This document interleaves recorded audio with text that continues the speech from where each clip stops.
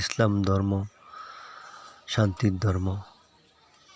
ইসলাম 5টি খুঁটির উপর নির্ভর করে। 5টি স্তম্ভ বা 5টি পিলার অথবা 5টা খুঁটি। তার ধারাবাহিক নাম হলো কালিমা, নামাজ, রোজা, হজ, জাকাত। আলহামদুলিল্লাহ, আল্লাহ পাকের দেওয়া কালিমা বিশ্বাস করতে হবে এক আল্লাহ তাআলা, অন্য কেউ নাই দুনিয়ার মধ্যে শান্তিদাতা। 2, নামাজ 5 ওয়াক্ত পড়তে হবে। 5 ওয়াক্ত নামাজ পড়লে আল্লাহ তাআলার হুকুম ভালোভাবে পালন হবে। 3, টাকা থাকলে জাকাত দিতে হবে। রমজান মাস আসলে রোজা রাখতে হবে। এবং 5 নাম্বার হলো টাকা থাকলে হজ করতে হবে। সমর্থবান ব্যক্তি হজ করবে। ধন্যবাদ সকলকে।